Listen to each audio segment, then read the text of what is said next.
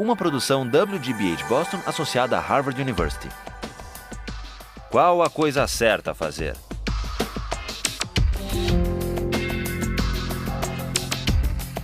Justice, com Michael Sandel. Colocando um preço na vida. Last time, we argued about the case of the Queen versus Dudley and Stevens, the lifeboat case, the case of cannibalism at sea. And with the arguments about the lifeboat in mind, the arguments for and against what Dudley and Stevens did in mind, let's turn back to the philosophy, the utilitarian philosophy of Jeremy Bentham. Bentham was born in England in 1748. At the age of 12, he went to Oxford. At 15, he went to law school. He was admitted to the bar at age 19, but he never practiced law. Instead, he devoted his life to jurisprudence and moral philosophy. Last time, we began to consider Bentham's version of utilitarianism. The main idea is simply stated, and it's this. The highest principle of morality, whether personal or political morality, is to maximize the general welfare, or the collective happiness, or the overall balance of pleasure over pain.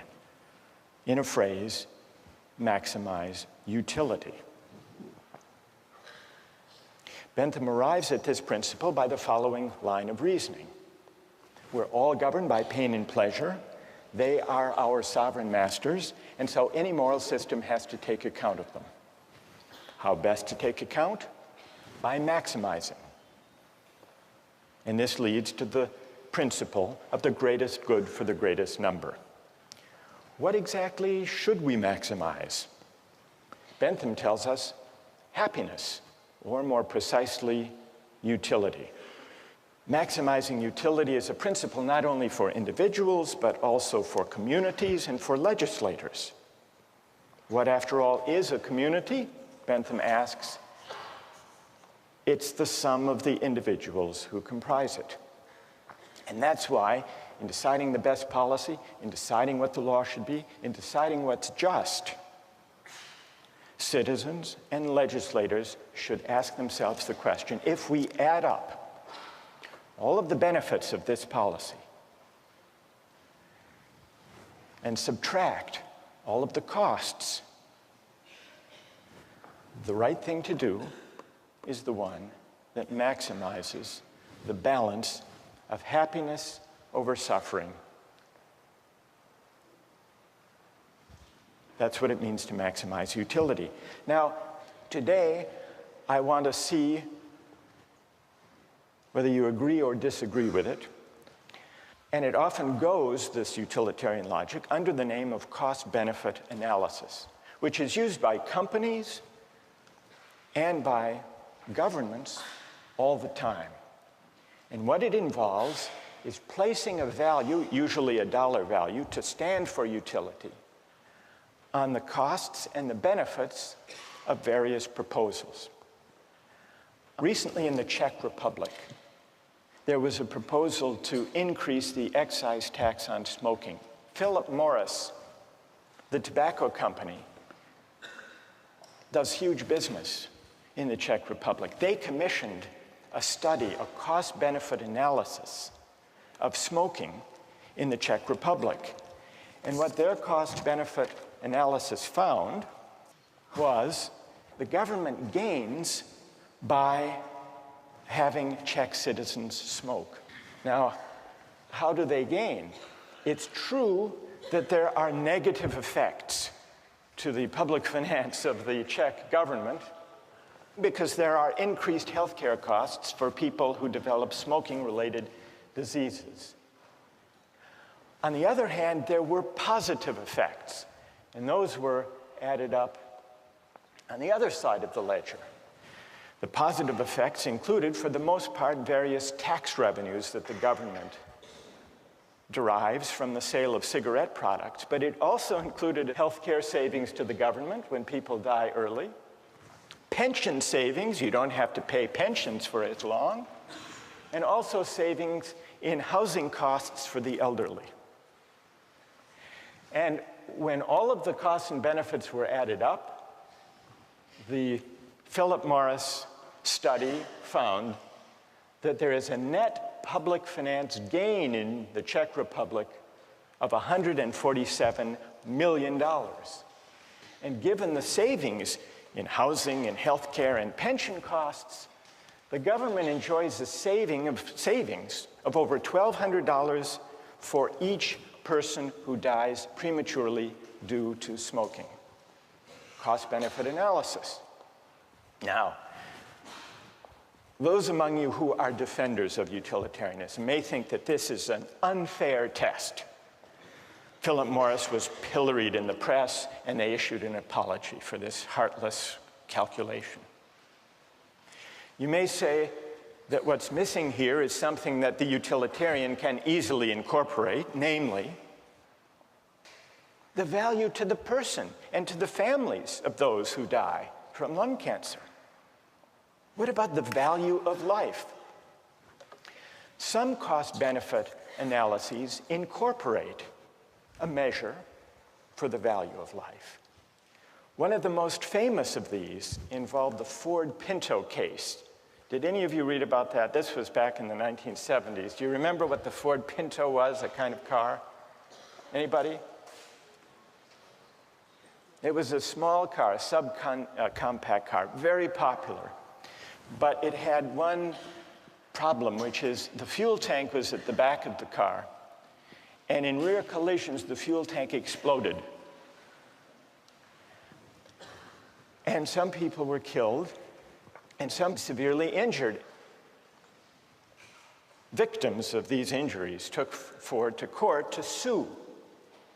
And in the court case, it turned out that Ford had long since known about the vulnerable fuel tank and had done a cost-benefit analysis to determine whether it would be worth it to put in a special shield that would protect the fuel tank and prevent it from exploding. They did a cost-benefit analysis. The cost per part to increase the safety of the Pinto, they calculated at $11 per part. And this was the cost-benefit analysis that emerged in the trial. $11 per part at 12.5 million cars and trucks came to a total cost of $137 million to improve the safety. But then they calculated the benefits of spending all this money on a safer car, and they counted 180 deaths, and they assigned a dollar value, $200,000 per death. 180 injuries, $67,000, and then the cost to repair, the replacement cost for 2,000 vehicles that would be destroyed without the safety device, $700 per vehicle. So the benefits turned out to be only $49.5 million, and so they didn't install the device. Needless to say, when this memo of the Ford Motor Company's cost-benefit analysis came out in the trial, it appalled the jurors who awarded a huge settlement.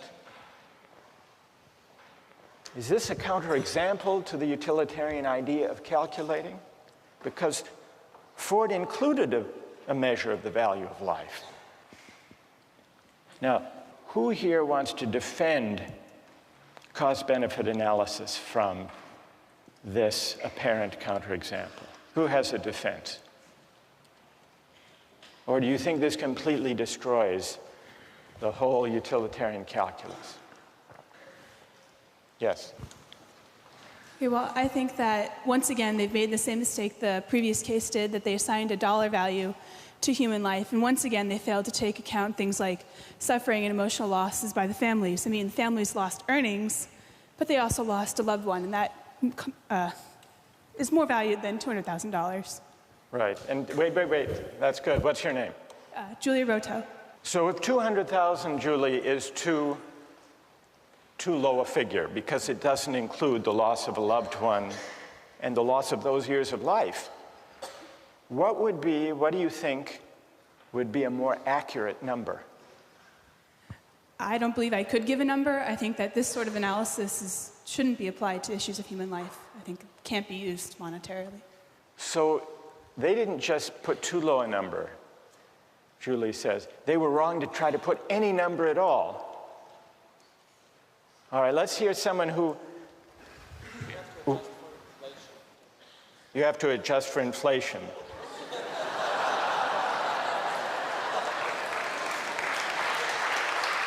All right, fair enough. So what would the number be now? This was 35 years ago. $2 million. You would put 2 million. And what's your name? Wojtek says, we have to allow for inflation. We should be more generous. Then would you be satisfied that this is the right way of thinking about the question? I guess, unfortunately, it is. There needs to be a number put somewhere. Like, I'm not sure what that number would be, but I do agree that there could possibly be a number put on human life. All right, so Wojtek says, and here he disagrees with Julie. Julie says we can't put a number on human life for the purpose of a cost-benefit analysis. Wojtek says we have to, because we have to make decisions somehow. What do other people think about this? Is there anyone prepared to defend cost-benefit analysis here? As accurate, as desirable? Yes? Go ahead. I think that if Ford and other car companies didn't use cost-benefit analysis, they'd eventually go out of business because they wouldn't be able to be profitable, and millions of people wouldn't be able to use their cars to get to jobs, to put food on the table, to feed their children. So I think that if cost-benefit analysis isn't employed, the greater good is sacrificed in this case. All right, let me add, what's your name? Raul? Raul. There was recently a study done about cell phone use by drivers when people are driving a car, and there's a debate whether that should be banned. Yeah. And the figure was that some 2,000 people die as a result of accidents each year using cell phones. And yet, the cost-benefit analysis, which was done by the Center for Risk Analysis at Harvard, found that if you look at the benefits of the cell phone use and you put some value on the life, it comes out about the same because of the enormous economic benefit of enabling people to take advantage of their time, not waste time, be able to make deals and talk to friends and so on while they're driving. Doesn't that suggest that it's a mistake to try to put monetary figures on questions of human life? Well, I think that if the great majority of people try to derive maximum utility out of a service like using cell phones and the convenience that cell phones provide, that sacrifice is necessary for satisfaction to occur. You're an outright utilitarian. Yes. Okay. All right, then one last question, Raul. Okay. And I put this to Wojtek. What dollar figure should be put on human life to decide whether to ban the use of cell phones? Well, I don't want to arbitrarily calculate a figure. I mean, right now, I think that... You want to take it under advisement? Yeah, I'll take it under advisement. But what, roughly speaking, would it be? You've got 2,300 deaths. Okay. You've got to assign a dollar value to know whether you want to prevent those deaths by banning the use of cell phones in cars. Okay. So, what would your hunch be? How much? $1 million? $2 million? $2 million was Wojtek's figure. Yeah. Is that about right? Maybe $1 million. $1 million? Yeah. You know, that's good. Thank you. Okay. So these are some of the controversies that arise these days from cost-benefit analysis, especially those that involve placing a dollar value on everything to be added up. Well, now I want to turn to your objections not necessarily to cost-benefit analysis specifically, because that's just one version of the utilitarian logic in practice today, but to the theory as a whole, to the idea that the right thing to do, the just basis for policy and law, is to maximize utility. How many disagree with the utilitarian approach to law and to the common good? How many agree with it? So more agree than disagree. So let's hear from the critics. Yes? My main issue with it is that I feel like you can't say that just because someone's in the minority, what they want and need is less valuable than someone who's in the majority.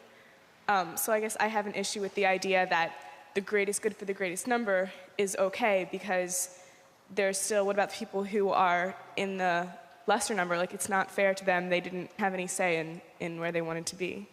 All right, that's an interesting objection. You're worried about the effect on the minority. Yes. What's your name, by the way? Anna.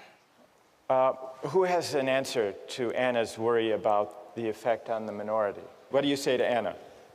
She said that the minorities value less. I don't think that's the case, because individually the minority's value is just the same as the individual of the majority. It's just that the numbers outweigh the minority. And I mean, at a certain point you have to make a decision, and I'm sorry for the minority, but sometimes it's for the general, for the greater good. For the greater good. Anna, what do you say? What's your name? Yangda. What do you say to Yangda? Yangda says you just have to add up people's preferences, and those in the minority do have their preferences weighed. Can you give an example of the kind of thing you're worried about when you say you're worried about utilitarianism violating the concern or respect due the minority? Okay. Can you give an example? So, well, with any of the cases that we've talked about, like for the shipwreck one, I think the boy who was eaten still had as much of a right to live as the other people, and just because he was the minority in that case, the one who maybe had less of a chance to keep living, that doesn't mean that the others automatically have a right to eat him just because it would give a greater amount of people the chance to live. So there may be certain rights that the minority members have, that the individual has, that shouldn't be traded off for the sake of utility? Yes. Yes, Anna? Yonda, this would be a test for you. Back in ancient Rome, they threw Christians to the lions in the Colosseum for sport. If you think how the utilitarian calculus would go, yes, the Christian thrown to the lion suffers enormous, excruciating pain. But look at the collective ecstasy of the Romans. Yonda. Well, in that time, I don't, in modern day of time, to value to give a number to the happiness given to the people watching, I don't think any policymaker would say the pain of one person, of the suffering of one person is much, in comparison to the happiness gained. No, but you have to admit that if there were enough Romans delirious enough with happiness, it would outweigh even the most excruciating pain of a handful of Christians thrown to the lion. So we really have here two different objections to utilitarianism. One has to do with whether utilitarianism adequately respects individual rights or minority rights, and the other has to do with the whole idea of aggregating utility or preferences or values is it possible to aggregate all values to translate them into dollar terms? There was, in the 1930s, a psychologist who tried to address this second question. He tried to prove what utilitarianism assumes, that it is possible to translate all goods, all values, all human concerns into a single uniform measure. And he did this by conducting a survey of young recipients of relief. This was in the 1930s. And he gave them a list of unpleasant experiences. And he asked them, how much would you have to be paid to undergo the following experiences? And he kept track. For example, how much would you have to be paid to have one upper front tooth pulled out? Or how much would you have to be paid to have one little toe cut off? Or to eat a live earthworm 6 inches long? Or to live the rest of your life on a farm in Kansas? Or to choke a stray cat to death with your bare hands? Now, what do you suppose was the most expensive item on that list? Kansas?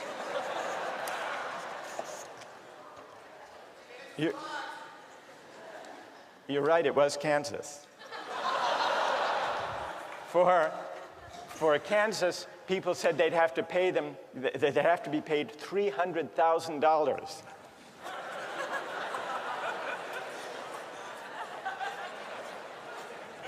What do you think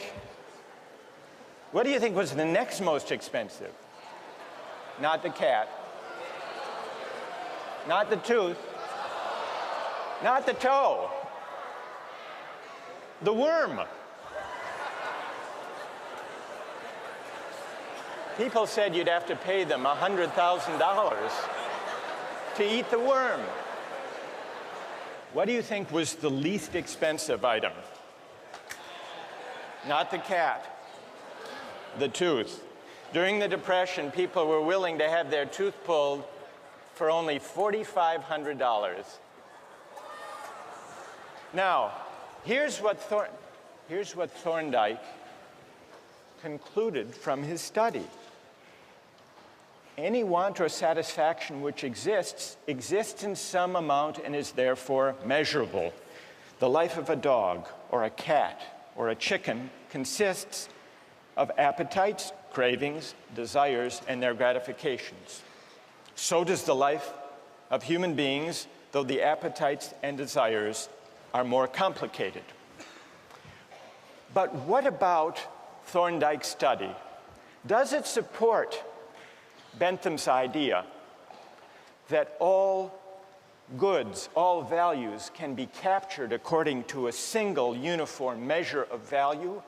Or does the preposterous character of those different items on the list suggest the opposite conclusion, that maybe, whether we're talking about life or Kansas or the worm, maybe the things we value and cherish can't be captured according to a single uniform measure of value? And if they can't, what are the consequences for the utilitarian theory of morality? That's a question we'll continue with next time.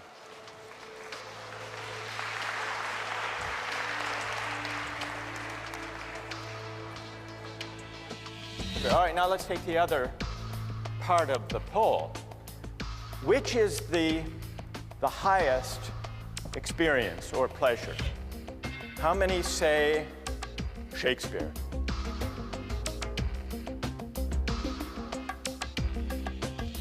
How many say Fear Factor? No, you can't be serious. Really?